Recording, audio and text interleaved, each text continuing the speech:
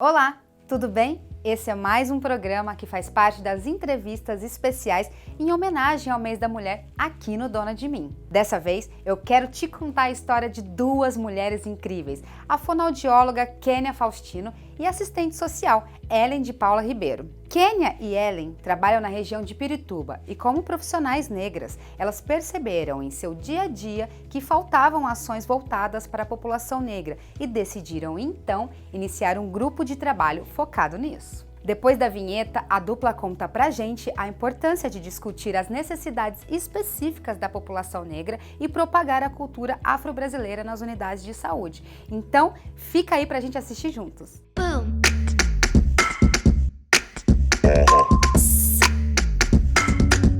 A questão étnico-racial na minha vida é desde sempre, né? Eu sou de uma família de pessoas pretas, né?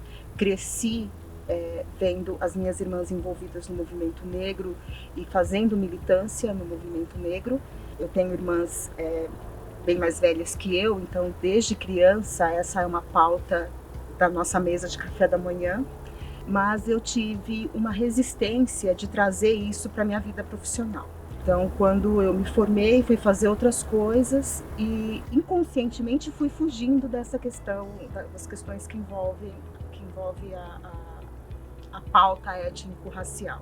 Mas eu costumo dizer que essa é uma pauta que bate na nossa porta, mesmo quando a gente se nega a ela, né? Porque alguém precisa trabalhar isso. E, no geral, são as pessoas que têm proximidade maior com o assunto, né? Então, isso foi crescendo cada vez mais no meu dia a dia, na minha dinâmica de trabalho, e hoje é uma das questões centrais de atuação. No meu caso também, meu pai sempre foi militante do movimento negro, então também era uma pauta que estava também desde a hora que a gente acordava até a hora que a gente dormia. E é difícil você ser preto no Brasil e pelo menos assim, ser filho de militante e não ter essa questão racial introjetada na gente, né? A cada vez que a gente entra num banco, a gente sabe a diferença, cada vez que a gente entra numa loja, num mercado. Então isso sempre esteve muito presente. Meus pais são jornalistas, né? Então de uma certa forma as informações sempre estiveram circulando bastante na nossa casa. Mas assim como a Ellen, né, quando eu for para fonoaudiologia, eu tento me distanciar um pouco dessa questão. E aí, como a Ellen falou, a coisa vai me chamando, né? Quando eu chego aqui em Pirituba, no concurso, eu venho como fono. Então, teoricamente, eu venho para não trabalhar a questão racial. E aí, quando eu assumo a gerência, eu começo a perceber que faltam informações sobre quem é a população que a gente atende, os recortes, a gente vê que são recortes por gênero, são recortes por idade, são recortes diversos, mas não tem recorte da questão racial. E aí até que teve uma reunião de gerentes, inclusive que tinha uma outra profissional que também trabalha com a gente no grupo de trabalho de saúde da população negra aqui do território, que é a Cecília, e ela fala, escuta, assistente social, né? Assistente social sempre. E a saúde da população negra? E aí eu falo, vamos lá, vamos... E aí isso acaba me tocando de uma forma que eu falo, bom, por mais que eu queira fugir da questão racial, a questão racial não vai fugir da gente, né? Então ela vai permear nossas relações desde sempre. Tanto a minha relação enquanto mulher preta, enquanto coordenadora de serviço de saúde, e aí agora respondendo pela saúde da população negra aqui em Pirituba, né? E compondo o nosso GT, que é o Grupo de Trabalho de Saúde da População Negra. A importância de trabalhar a questão racial na nossa área de saúde, né? Quando eu começo a fazer esse recorte, né? Trago o quesito raça-cor para as nossas planilhas de todas, dos acolhimentos, dos atendimentos, das oficinas, o que a gente percebe?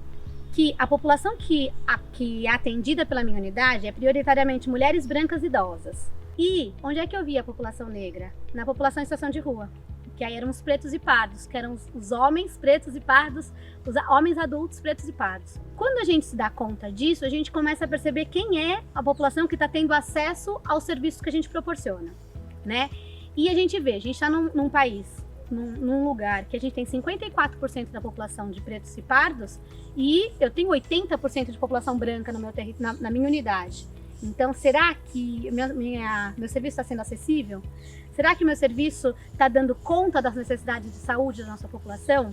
Então, até mais do que pensar só em demandas específicas da população negra, é pensar quem é que está acessando o nosso serviço. Para além disso, a gente tem questões de saúde que são diferentes, né, para os brancos e pretos, e que muitas vezes são passadas só como difícil adesão, difícil, não chega, maior porcentagem de absenteísmo, ou o tratamento que a pessoa que fez que não deu certo, e que talvez, se a gente pensar que são corpos diferentes, que não vão responder da mesma forma aos mesmos tipos de tratamento. A ideia de pensar na saúde da população negra é pensar nessa questão de acesso, é pensar no como esse cuidado é feito, e se esse cuidado está servindo para todo mundo, e como fazer para garantir a equidade, né? A partir daí a gente percebe a gente cria, né, o grupo de trabalho de saúde da população negra, porque a gente vê também que uma pessoa sozinha não vai dar conta e nem tem que dar conta, né? Não é o nosso papel, então a gente cria esse grupo de trabalho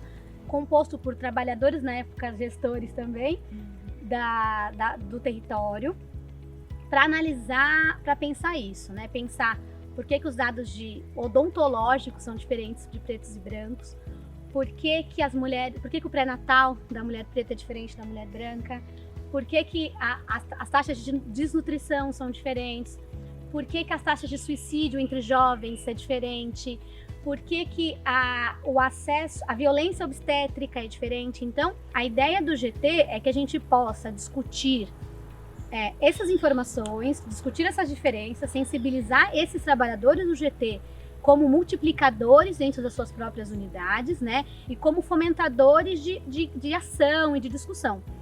Então a gente começa com esse GT trabalhando entre a gente, né? Falando sobre racismo institucional, falamos sobre racismo propriamente dito, saúde mental da população negra. Então a gente começa a trazer as discussões dentro do GT, fomentar algumas ações na unidade, então que traz a questão de começar a levar o jogo do privilégio para as unidades. A gente leva essa questão do jogo do privilégio, por exemplo, para uma reunião de saúde mental do território, faz primeiro o jogo do privilégio, porque é para a gente perceber que a gente não está partindo todo mundo do mesmo lugar.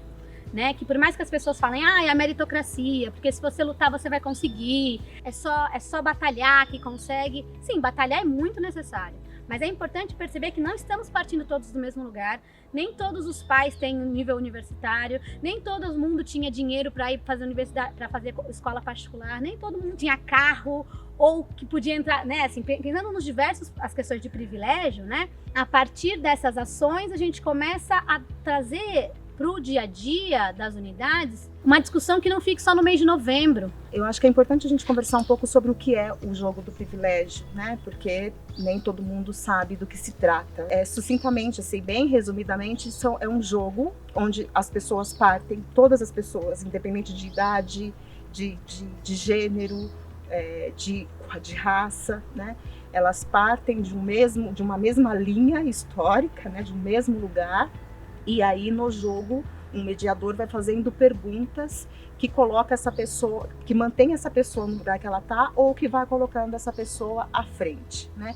Então perguntas do tipo: você já sofreu você já foi vigiado no supermercado, por exemplo, né? E aí a pessoa avança ou fica no mesmo lugar, né? E aí uma série de outras perguntas: você já se sentiu diminuído num grupo de amigos por uma questão da cor da sua pele, ou do seu cabelo, ou do formato do seu lábio? E aí, num determinado momento, no fim do jogo, se faz uma análise de quem são as pessoas que estão, né, passos à frente, ou seja, que alcançou alguma coisa, ou quais são as pessoas que estão um pouco mais atrás, ou até aquelas que não conseguiram sair do lugar, porque elas foram vivenciando essas perguntas vão evidenciando que elas foram vivenciando nesse processo uma série de coisas que foi impedindo que ela avançasse. O grupo de trabalho, né, Saúde da População Negra, ele nasce no território, é uma iniciativa do território de Pirituba. Ele nasceu na medida em que a gente foi percebendo que era uma pauta que a gente precisava trabalhar, e que a gente precisava trabalhar coletivamente, porque individualmente com as nossas falas, com as nossas experiências ou com as nossas vivências de vida, de militância, isso não seria o suficiente para a gente trazer as pautas para os serviços de saúde. Vem de encontro com o que já é previsto na política, né, nacional de promoção à saúde da população negra e a área temática que existe, né, na Secretaria Municipal da Saúde. É uma iniciativa do território, mas não é uma invenção, né? É uma iniciativa do território que contempla uma política pública prevista em lei, inclusive. A gente usa essa política como base das nossas discussões, então a gente traz, até para que as pessoas não achem que não é um movimento individual, um movimento de mulheres negras no território. Não, nós somos trabalhadoras do SUS, né, nos diferentes níveis, gestão, trabalhador, e até usuários, né? Porque a gente tem usuários também no nosso GT. A gente se debruça sobre a Política Nacional de Saúde Integrada à População Negra para iniciar as nossas ações. Além daquilo que eu já falei anteriormente, do que a gente fomentou ações no território, a gente fez em parceria com a Universidade de Tocantins um grande seminário de saúde da população negra. Algumas unidades começam a desenvolver algumas ações com os trabalhadores, então o GT tem participado mensalmente com algumas unidades, algumas UBSs, que tem promovido discussões, então alguns trabalhadores negros começam a trazer questões que se sentiram desvalorizados ou que não se sentiam, que percebiam a questão do racismo institucional na prática do dia a dia, como algumas violências em termos de racismo, do racismo ter sido utilizado como forma da população ofender o trabalhador. Então começa a desenvolver também aqui na unidade um grupo de dança afro, né, que para além da fonoaudiologia eu também danço, e isso começa a suscitar aí diversas ações, diversas questões de cuidado com o feminino, de cuidado com como a mulher é vista na sociedade, como ela pode ser vista por ela mesma. Então a gente vai trazendo aí alguns valores afrocentrados voltados para a questão racial e para esse cuidado e para esse autocuidado. Ainda nas ações do GT, a gente está fazendo agora um censo dos trabalhadores, a partir inclusive das queixas que eles foram trazendo nas ações individuais. Então, para que os trabalhadores pretos e pretas e pardos e pardas sejam vistos e para que a gente inclusive consiga levantar quem são e como estão esses trabalhadores. Tem ainda também um levantamento das instituições religiosas, porque a gente percebe que a inserção com as religiões cristãs, principalmente católicas e evangélicas, é muito maior do que a inserção com as religiões de matriz africana. Então a gente tem muitos dados sobre as igrejas, às vezes são muitos contatos que são feitos, grupos que são feitos nas igrejas, mas não tem um levantamento nem de quais são os terreiros do território. Seja de Umbanda, seja de Candomblé, seja de Jurema, não importa, mas a gente não tem essas informações. A gente começou a discussão no GT tentando entender um pouco o que a gente precisava fazer para conseguir fazer o levantamento efetivo do quesito raça-cor no território. E aí, acho que a gente foi identificando que tinha uma coisa anterior, que a gente vive o mito da democracia racial de uma maneira tão forte que talvez a gente ainda não tivesse parado para pensar que o trabalhador que faz essa pergunta não sabe como fazer essa pergunta. Porque ele acha que ao fazer essa pergunta ele está diminuindo o outro. Porque ele vai fazer o outro se identificar como pardo ou como preto. Principalmente como preto, né? Quando a gente fala, quando a gente categoriza por pardo, preto, amarelo, indígena e branco, né? A dificuldade que o trabalhador tem de perguntar para o usuário qual a cor ou raça que ele se identifica e o medo que ele tem de receber uma resposta atravessada ou uma má resposta, porque aquele usuário se identifica muitas vezes como preto, mas ele já se identifica na defensiva, né? Ele já fala que sou preto, mas já se defende porque ele já sabe que tem chances dele sofrer ali alguma agressividade por isso, alguma violência por isso. Então a gente foi identificando que esse trabalhador tinha essa dificuldade, né? Então eram duas coisas que a gente precisava fazer em relação ao quesito raça-cor, que era potencializar esse levantamento, mas criar condições para que esse trabalhador se sentisse à vontade o suficiente para lidar com essas questões. Com o GT, eu tenho me sentido mais profissional. Eu tenho me sentido uma gestora melhor, porque eu tenho conseguido trazer para minha prática aspectos que são muito importantes e que estavam sempre aqui, né? Alguém me cutucando, me dizendo isso, mas eu não conseguia transpor isso para minha prática enquanto fonoaudióloga, mas que agora eu consigo inclusive ir para fonoaudiologia. E aí isso me dá uma sensação incrível de uma coisa, até uma frase que a Ellen falou uma vez para mim, a gente deve isso aos nossos ancestrais, né? Então, as nossas ancestrais fizeram muito para que a gente estivesse hoje aqui. Há muito tempo atrás, nunca não ia se esperar uma mulher negra como gerente de uma unidade de saúde e representando uma área da Secretaria Municipal de Saúde dentro da supervisão. Então, poxa, olha quanta coisa eu devo a elas e isso me dá uma satisfação no sentido de que eu estou conseguindo devolver para o universo tudo aquilo de incrível que eu recebi até então. Óbvio que a gente conquistou, né? Eu recebi das minhas ancestrais, recebi das ancestrais vivas ou não, dos meus ancestrais vivos ou não, mas da nossa conquista, né? E eu vejo como uma conquista do povo preto quando a gente vê que esse assunto está sendo abordado. Quando eu vi que não tinha lugar na sala, a gente conseguiu esgotar todos os lugares do Google Meet, o pessoal pedindo mais acesso e a gente não tinha, isso me dá uma satisfação muito boa, inclusive de saber que eu tenho uma filha preta, que vai olhar e falar assim, minha mãe fez história, eu vou fazer também. Né? Porque ela fala isso já, ela já fala, mamãe, eu quero ser igual você, também quero ser diretora. Quando eu penso, né, no resultado de tudo isso que está sendo feito por território e faço um link de resultado pessoal, né, eu não consigo deixar de lembrar que eu sou filha de um pai e de uma mãe analfabetos, né? E que eu fui, na minha família, uma das primeiras pessoas a conseguir fazer um curso superior.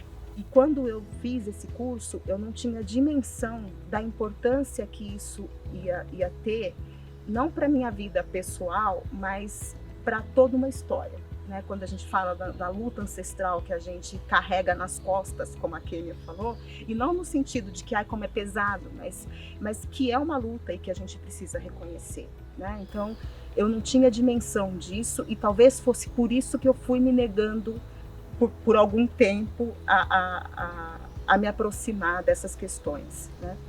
Mas quando eu me aproximo, quando eu chego na gerência da unidade básica de saúde, mas que eu vejo as meninas da limpeza, que em sua maioria são mulheres e negras, né, pretas, mulheres pretas, me dizendo que nunca se sentiram tão acolhidas por uma gestão, né, e me agradecendo por isso, eu entendo que a transformação não é só para mim, né? Que essa transformação é muito e cada vez mais coletiva, né? Então ela é para mim, ela é para aquela mulher preta que está ali desempenhando a função de limpeza, ela é para aquela médica branca que nunca parou para pensar nas questões raciais quando ela atendeu uma mulher grávida, preta, né? Ela é para todos nós. Então, acho que esse trabalho tem nos dado essa resposta, principalmente. E é uma resposta que a gente acha que, porque a gente nasceu numa família que tem essa vivência desde sempre, e a gente acha que é uma resposta que a gente já tem, mas que não, que ela vai se construindo e se fortalecendo a cada dia, né? Então, quando eu vejo, por exemplo, os meus filhos me dizerem que eles serão médicos, né? E aí eu paro para pensar e lembro da minha infância, que eu não conseguia pensar que eu poderia, o que eu poderia ser ou o que eu poderia fazer, né? Porque vinha de uma realidade muito pobre, com muitos sacrifícios. Então, pensar no futuro era uma coisa que a gente não faz, que eu não fazia, que eu ia vivendo. E ver meus filhos pensando, planejando e se vendo como possibilidade nesse futuro, né? Ver essa mulher ali da limpeza, que depois veio me dizer que estava num curso, que tinha se matriculado num curso de enfermagem, né? Vivenciar o plantio de uma semente, né? De uma árvore ainda com muitos galhos para florescer, né? Mas com frutos já bastante poderosos, sabe? E que a gente sabe que virão cada vez mais frutos. E aí eu lembro de quando eu atendia na UBS, né, que eu fui chamada como fonoaudióloga mesmo para atender uma menina, e eu chamei a paciente, ela entrou na sala chorando, e ela olhou e falou, nossa, quando eu vi uma doutora que tem o cabelo igual o meu, eu fiquei muito feliz. Era com a senhora que eu queria passar. Ela nem sabia qual era a minha função, ela não sabia quem era eu. Mas aí eu fui percebendo a importância que nós, mulheres pretas, com os nossos cabelos, com o nosso jeito, nosso estar, a gente tem só de estar, né? Às vezes a nossa presença já está fazendo diferença, nossa presença já está fazendo revolução. E aí, gostou da entrevista?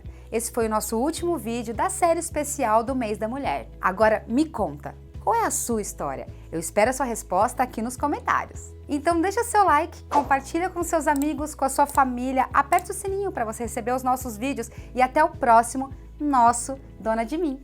Pão.